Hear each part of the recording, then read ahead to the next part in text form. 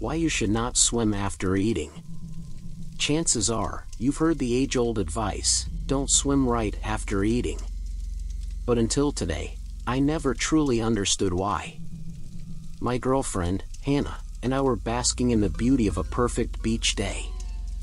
With the sun blazing and not a cloud in sight, we had the entire shoreline to ourselves, strangely enough, except for a distant elderly couple.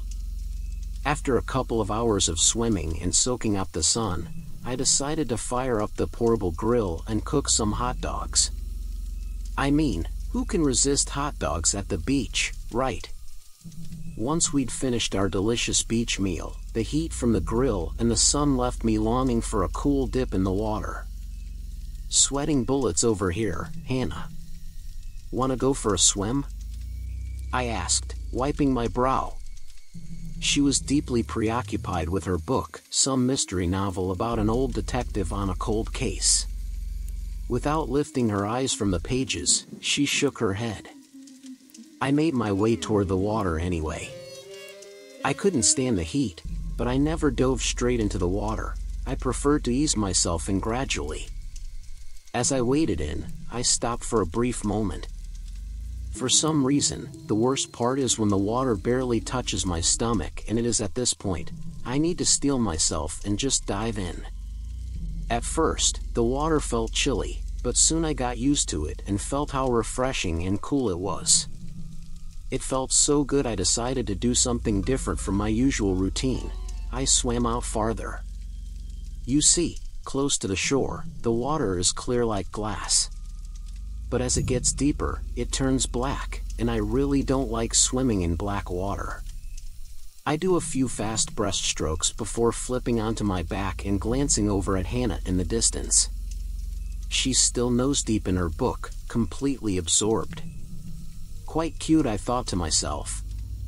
Suddenly, something powerful seized a grip on my legs, dragging me underwater with force. Caught off guard, I have no time to react. Frantically, I kick and flail my arms, but there's nothing to grasp onto except water. I take a quick look at what's grabbing me, and it looks like a dark tentacle. Panic overwhelms me as I fight against its strength, my attempts pointless against its relentless grip. With each passing moment, I'm dragged deeper into the lake's depths. The surface light fades away, leaving me enveloped in pitch-black darkness.